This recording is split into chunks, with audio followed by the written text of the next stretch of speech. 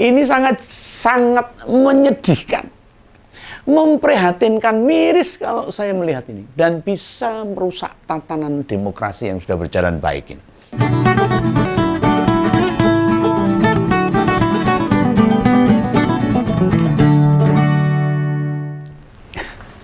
Politik Indonesia makin panas. Dan setelah berhasil menguasai beringin dalam kalkulasi atau analisis Umbenggawan, modal kekuatan Presiden Jokowi makin gede, makin besar. Dia bakal mulai bereaksi untuk melawan PDIP. Setelah kemarin tebang beringin, sekarang jadi matador untuk menguasai Bandreng. Nah, caranya gimana? Ya pergantian menteri segera dijalankan, yang dari PDIP mau diganti. Yang paling mudah itu. Dan gampang kan ya, ganti orang-orang PDIP di bawah kekuasaannya. Supaya klepek-klepek, oh tapi PDIP harus siap nih. Isu-isu yang muncul ini, 3 menteri PDIP Perjuangan akan diganti. Tentu dengan dari non-PDIP digantinya. Padahal bila kita sadar, pemerintah efektif berjalan kurang dari 3 bulan loh. 2,5 bulan paling-paling. Ini memang sebagai upaya menunjukkan power, kekuasaan atau kekuatan Pak Jokowi, atau memperlihatkan bila seorang Jokowi lebih besar dari sebuah partai politik manapun. Yang ngompol semua, mau didengar ini, mau dipahami. Ini sangat menyedihkan, memprihatinkan, miris kalau saya melihat ini, dan bisa merusak tatanan demokrasi yang sudah berjalan baik ini. Pergantian kabinet benar di bawah kemenangan kepala negara, karena dia hak prerogatif kepala negara. Hanya apakah pantas, apakah penting, apakah signifikan, apakah urgent sekali? Pemerintah kurang dari 100 hari. Pembantu presiden diganti, itu syarat ngopo itu. Seandainya para pembantu itu punya prestasi buruk, tidak sesuai target misalnya, atau kinerjanya jeblok, nah monggo saja. Apalagi tersangkut kasus korupsi, wah GPL seperti itu. Gak perlu nunggu lama, langsung pecat, ganti, reshuffle. Ya buktinya, hingga sekarang ini semua berjalan baik-baik saja, khususnya menteri-menteri yang dari PDIP. Wah, ini ajaran Mbak Mega ini kalau melayani masyarakat harus lurus, jujur, dan benar-benar untuk kesejahteraan masyarakat. Nah, siapa 3 menteri PDIP yang diberitakan kerungu-kerungunya denger-dengernya Umbenggawan itu yang mau dicopot, mau direshuffle? Yang Umbenggawan baca sih ada Pak Arifin Tasrif, itu Menteri ESDM. Lalu ada Pak Yasona Lawli, itu Menkumham. Serta Bu Igusti Bintang Puspayoga, itu Menteri Pemberdayaan Perempuan dan Perlindungan Anak. Nah, dikonfirmasi tentang hal ini, Jokowi menjawab, "Nah, itu jika diperlukan." Seperti biasanya jawabnya gitu. Sedangkan orang istana merespon dengan kalimat, "Tidak hari ini atau besok, 2 hari, 3 hari ini tidak ada reshuffle." Nah, jawaban-jawaban itu kan mengindikasikan masih ada perbincangan, masih ada perdebatan di istana. Menata siapa yang mau dinaikkan, yang mau diganti, atau mengatur penempatan orang yang pas dan sebagainya lah. Masih ayel-ayelan. Ya tentunya semuanya kembali pada Pak Jokowi. Mungkin ada negosiasi politik, kompromi-kompromi demi kepentingan elit. Ya, kemungkinan waktu reshuffle-nya setelah upacara HUT kemerdekaan, ya bisa. Pak Zulhas, Menteri Perdagangan, bilang, mau tanggal 19 atau 20, itu hak presiden. Pergantian menteri itu memang sebenarnya bukan kebutuhan akselerasi atau evaluasi atas kinerja menteri, bukan. Melainkan dampak dari apa yang terjadi di Partai Golkar. Oh iya, bisa dipahami lah seperti itu. Sementara soal penempatan yang sudah menyebar, Pak Bahlil yang tadinya Menteri Investasi akan menggantikan Pak Arifin Tasrif jadi Menteri ESDM. Ini kabar-kabar terus menyebar. Dan ini menjadi analisis Umbenggawan dalam ngompol ini. Jika kita mau terbuka, sebenarnya yang mesti diganti itu menteri-menteri yang berkaitan dengan kondisi ekonomi rakyat saat ini. Misalnya Menteri Perindustrian, Menteri Perdagangan, atau Menteri Pertanian. Ah, kok gitu? Menurut Begawan. Lah kan isu-isu kebutuhan pokok yang berulang kali dihadapi rakyat sekarang ini, harga-harga pangan tidak menentu di pasar tradisional, naik orang karu-karuan. Itu harusnya yang harus diganti supaya membenahi. Itu ranahnya Menteri Pertanian dan Perdagangan. Lah kok malah tidak disentuh sama sekali, ada apa? Lah jika benar kursi 3 menteri tadi yang diganti, berarti memang terkait dengan kekuasaan, maunya penguasa. Butuhnya yang duwe negara pokoknya karepe ngono, mengabaikan atas apa yang rakyat suarakan, rakyat butuhkan. Jadi kita bersuara itu mau dianggap radio rusak, ora dirungokke, ora digagas blas. Lah andalan pemerintah hanya bagi sembako tok. Selesai perkara. Sing penting masyarakat untuk mangan 2-3 hari. Bar kuwi yo gletak. Jerit-jerit untuk memenuhi kebutuhan hidupnya. Butuhnya penguasa itu gimana semuanya kepentingannya berjalan baik kelihatannya. Lah masa transisi pemerintah sekarang, bila mau objektif loh ini, jauh lebih buruk dibandingkan pergantiannya waktu Bu Mega ke Pak SBY dulu. Atau Pak BY ke Jokowi lah. Dulu itu menjelang pergantian presiden, gak ada presiden banyak ngatur ini itu, reshuffle menteri dan sebagainya. Apalagi ngobok-obok partai politik, gak ada dulu itu. Yang jelas masa depan demokrasi kita itu makin suram, makin bubruk, makin ruwet, makin racet orang genah, tidak terang. Dan semuanya harus manut dengan siapa yang sedang memerintah saat ini. Ini Pak Prabowo ini gimana? Ini mau ganti, diem aja. Apa nunggu Pak? Nah rupanya seorang kepala negara yang tidak berasal dari partai atau bukan kader partai, itu jauh lebih berbahaya ini menurut pandangan Begawan ini. Analisa Begawan, kenyataan faktanya seperti itu. Nah buktinya, gimana sekarang? Golkar diatur-atur begitu aja. Dan Jokowi atau Gibran diperkirakan akan masuk ke sana. Iya ke partai Golkar. Mau ke partai mana? Oh, mencolot dari PDIP, PDIP semua. Ya, pasti banyak yang nggak yakin atau nggak percaya kalau Pak Jokowi atau Gibran bakal bernaung di pohon beringin. Kita tunggu aja setelah 20 Agustus nanti. Usai munaslup Golkar. Bagi yang pengen tahu analisisnya, tonton ini episode ngompol kemarin malam itu. Ngompol, buka lagi, tonton lagi.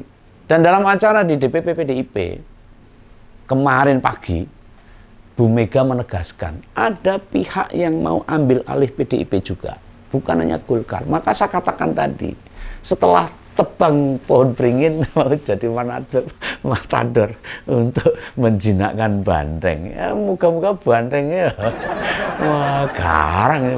Yang berencana mengambil alih itu ya pihak luar, bukan internal PDIP sendiri.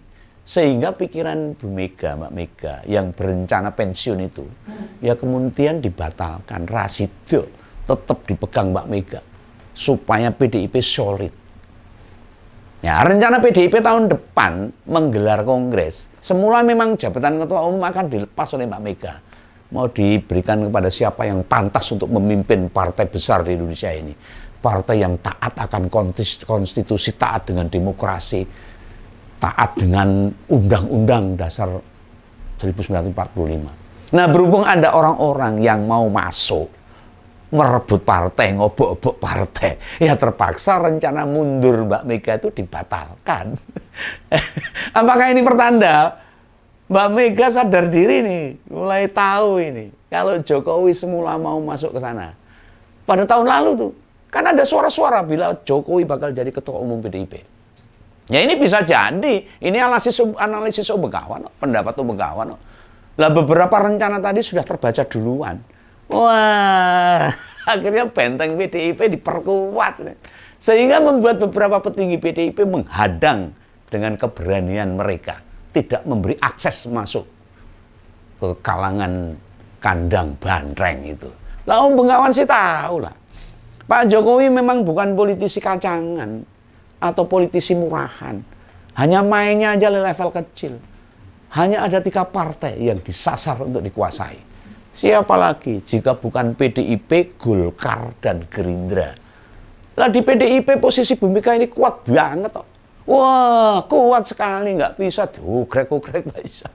Masih gagah, bantengnya masih sumune mencerek gitu. Lah posisi Bu Mega ini kuat banget. Sudah makan asam garam memperjuangkan partai ini dari sejak tahun yang lalu, sejak Orde Baru, melawan Orde Baru dan menang.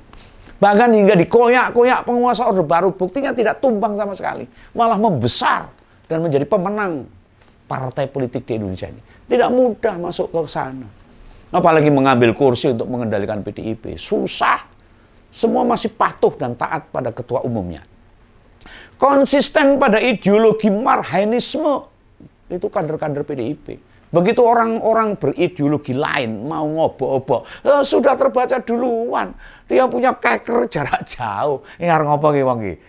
Harus kurang ajar ngobok-obok. Hadang dulu. Kalau perlu sikat dulu. Gitu. Lah bagaimana dengan Gerindra? Kalau sekarang mau direbut, ngel.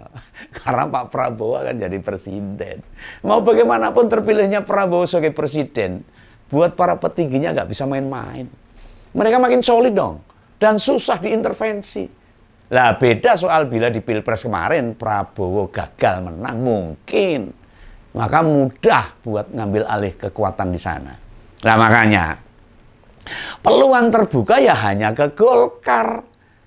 Wah, ini pohon beringinnya rindang akhirnya grazi dan rubuh. Ketua umumnya akhirnya mundur. Nah di partai beringin itu sekarang lagi banyak pihak yang berkepentingan bermain untuk jadi pemegang kendali. Nah situasi ini dibaca dengan sangat baik dan bukan Jokowi bila tidak mampu memanfaatkan situasi yang kisruh di internal Golkar. Tapi meski PDIP tidak bisa diintervensi, serangan bertubi-tubi akan terus-menerus datang hingga selesai pilkada nanti. Nah kemarin PDIP mengumumkan beberapa nama kandidat pasangan calon gubernur. Nah, ada berapa ya? Ini yang saya dengar tuh ya 13 pasangan lah. Namun bila dicermati dari 13 calon itu, gak ada satupun pasangan calon gubernur dan calon wakil gubernur buat di Jawa. Bahwa itu di DKI, Jabar, Banten, Jatim, dan Jawa Tengah. Nah itu menandakan pertarungan politik di Jawa masih liar, belum mengerucut. Dan Mbak Mega hati-hati. PDIP juga harus hati-hati. Tidak pernah dan tidak akan memberikan peluang dulu supaya diketahui strategi politik partai PDIP ini. Jangankan PDIP yang pada Pilpres selalu kalah. Lah wong Kim aja loh, Koalisi Indonesia Maju, yang katanya mau membentuk koalisi gemuk bernama Kim Plus Plus. Yang baru di Jawa Timur yang satu suara, sedangkan 4 provinsi lainnya belum ada kepastian, masih ngalor ngidul. Di Jakarta saja mau memasangkan Kang Emil sama Kaisang masih kudu muter-muter, main drama duluan, main sandiwara duluan. Piye carane memasangkan buak sana buak sini, geser dia. Nah di Jawa Barat yang sudah pasti calon gubernurnya Kang Deddy Mulyadi, pendampingnya juga belum disepakati siapa, masih bingung. Lah koalisi gemuk, namun keputusan calon kepala daerahnya terhitung lambat. Sangat berbeda jauh dengan kegemukannya koalisi itu. Lah hambatannya bukan kesepakatan internal partai sebenarnya, melainkan ada kekuatan non partainya yang punya keinginan tapi tidak sejalan dengan partai. Dan partai-partai tidak berdaya melawan kekuatan yang mengintervensi mereka. Siapa mereka? Nah, kita harus paham. Jika mereka yang mestinya memperjuangkan kita, menyerahkan pada kekuatan kekuasaan, rakyat yang bilani terus sopo. Nek partai-partai menyerahkan pada kekuasaan. Sing bilani rakyat sopo demit, setan, gentayangan. Rakyat jadi korban. Ayolah. Partai politik, masyarakat, sama-sama bergandengan tangan, mempersiapkan diri di pilkada ini. Jangan pilih-pilih calon kepala daerah yang tidak memiliki kemampuan, tidak akan memperjuangkan kesejahteraan rakyat. Hanya mikir kepentingannya diri sendiri atau partai yang ngusung. Akhirnya korupsi akan merajalela di Indonesia ini. Karena masyarakat tidak bisa bicara apa-apa. Suara rakyat tidak bisa disandera seperti ini. Suara rakyat harusnya tidak bisa dibeli atau digiring sama bansos atau amplop-amplop. Tapi ya monggo, Begawan bisa apa kalau ini?